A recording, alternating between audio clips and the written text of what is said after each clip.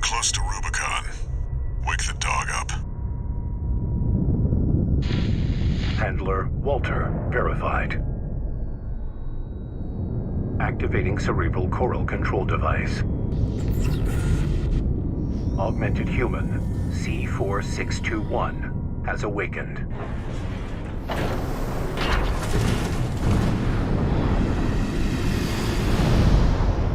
Time to get to work, 621.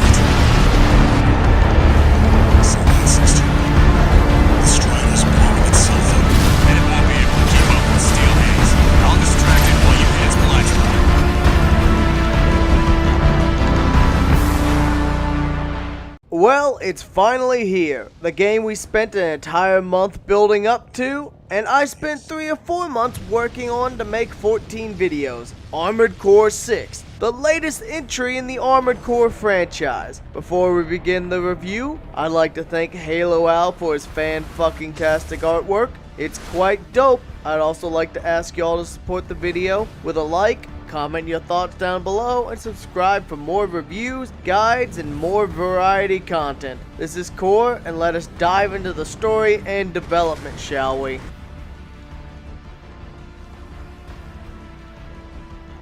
You are Augmented Human C4621, a 4th generation Coral Augmented Human, a process which gives you better sync with your mech as well as other things, but each generation comes with its own host of downsides. Think Human Plus from the older Armored Cores. Makes you faster, stronger, better reaction times, but at the potential cost of mental stability. Now you've assumed the mantle of Raven, what is believed to have been a fallen independent mercenary whose license and name you pick up for your own to hide your true motives for coming to Rubicon and to operate in the region. You and your handler Walter are searching for a huge stash of coral on the planet of Rubicon, which was previously burned around 50 years ago when the amount of coral grew too high and was ignited. Throughout the game, you'll make new friends, enemies, and have multiple endings to choose from. As you can see, Armored Core 6 is substantially more of a focus on the story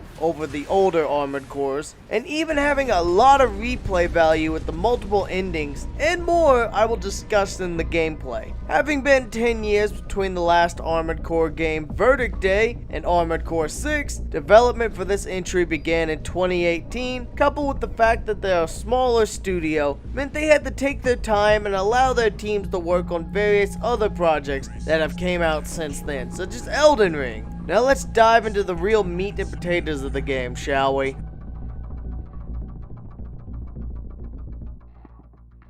Armored Core 6 is a fast-paced, action-packed adventure from start to finish. From the moment you land on Rubicon, you're thrown into the action, and you must fight to make a name for yourself. Actually, funny enough, this is one of the few Armored Core games to feature a tutorial, and what's even funnier is the amount of people crying and moaning that the first boss is too hard. This game is bad. Bad game design is hilarious. I've actually taken to calling people who rage quit the game on the first boss as the Nameless, because they didn't even earn their title of Raven, as you only get the name once you beat the boss. But yeah, the game shows you how to do all the basics, use the mechanics you have at your disposal at that time, and teach you some of the new combat features, such as sword combos and charge attacks, the new stamina break system where you hit their ACS enough that they stagger for you to wail on them, and do direct hit damage, as all attacks that hit in a stagger state, like when you nail a weak point.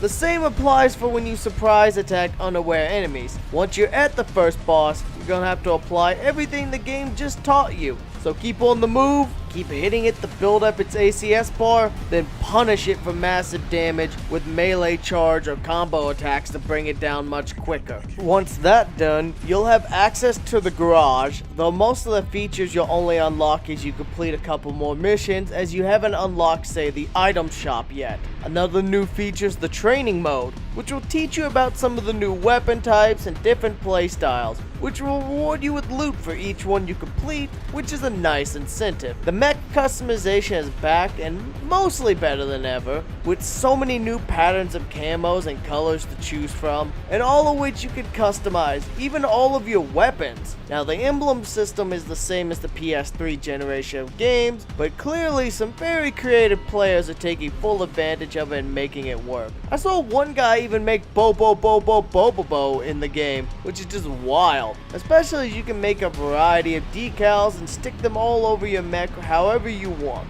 As you advance in the game, the garage gets more and more features as well, such as the arena mode, which makes a comeback, and a new feature called OS tuning, which lets you divert chips you earn in the arena to a variety of areas, such as different mech abilities like terminal armor, which will at one hit point throw up a last ditch energy shield to save your life, or the assault armor from Armored Core 4 Answer, which enemy mechs sure love to use. You can upgrade your damage resistance or the values of damage that you deal. Another new feature that is divisive for some, but personally I'm all for, is the repair kits, which work like med kits or Estus from other games, which lets you quickly heal a certain amount of armor points, which is another one of the stats that can be upgraded from OS tuning actually. Now the game is mission based like almost all other Armored Core games outside of Formula Front, which means you'll have a variety of missions handed to you. And sometimes you'll have to choose which ones you want to take, because they'll lock out another mission. Such as if you decide to help the RLF, an Arquebus mission may be locked out. Situations like that. So pay attention to if a mission has a decision icon next to it. Different choices actually do have some impact, such as unlocking or locking out later missions,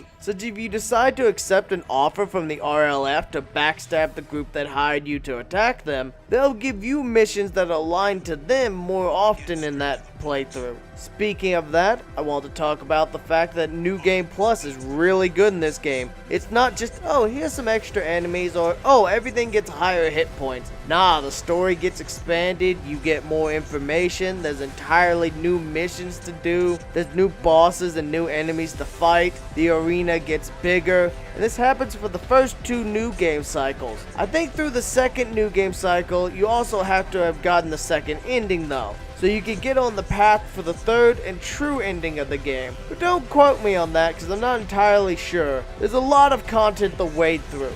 Another new feature is the Hunter Log system, which you hunt down certain marked enemies on the map, you'll get combat logs, which collect enough of them and you unlock new free equipment. And some of them can only be unlocked on New Game Plus, because you have to get the combat logs from the new missions, as well as get enough logs for all 15 levels. As you can see, the game is just chock full of content, with lots of new loot, tons of customization, and new weaponry, as well as old staples returning such as the Kawasawa and Moonlight. Not gonna lie, Moonlight and the Kawasawa are dope as hell addition to see back and able to rip through enemies like a hot knife through butter, especially if you open them up to a stagger from your back weapons. I also would like to bring up the cool bosses in the game such as Balteus, which is often considered the first roadblock for new players and the real test of whether or not you've learned how to play or not. As on a new game cycle, you don't really have access to any real cheese weapons yet.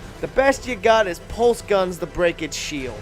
This boss is freaking dope though. He's fast, he hits hard, he's got multiple phases and lots of cool looking moves. This game honestly has a lot of really cool bosses that I don't want to spoil though. I think this just about covers the gameplay, so let's cover the next banger of a section, that being the presentation and performance.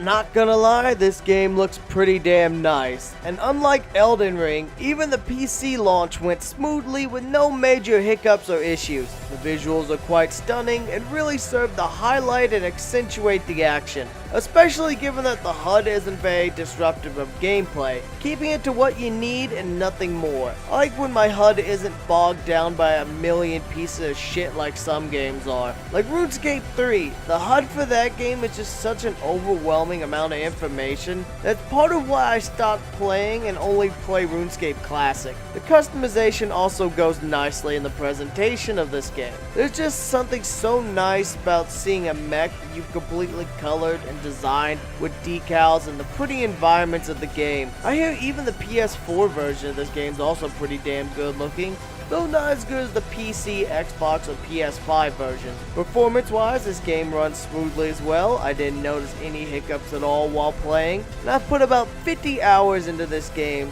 counting both my streams and my recording playthroughs of this game. Also, some of the bosses in this game are just cinematic as fuck, and I love that. They feel frantic and hella cool, especially some of the later fights. Now then, let's wrap up this review with our buy, borrow, or bin, shall we?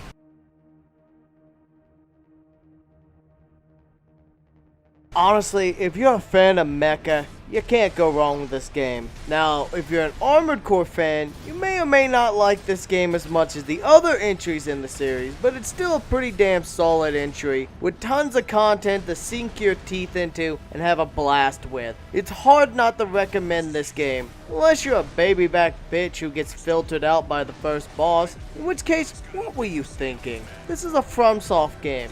Almost every single FromSoft game I've ever played has a higher than average difficulty, and I've played most of their library. I played a bunch of the Kingsfield. I played a bunch of the Armored Core. I've even played some of the weird shit like Echo Knight and Shadow Tower. You should have known what you were getting into. But if you're looking for a fun, fast-paced, well-made game with a good difficulty, then Armored Core 6 Fires of Rubicon is for you. This is probably going to be my game of the year, and I hope as many of y'all enjoy it as much as I did. This has been Core, and I'd like to thank all of y'all for supporting the content, and especially the entire month of Armored Core content I did. I'd also like to thank all the members seen on screen for y'all's support, as it helped keep the content coming. I'd like to once again also thank HaloOwl for his lovely artwork. I'll see y'all in the next guide, mod video, or review. Stay safe, y'all.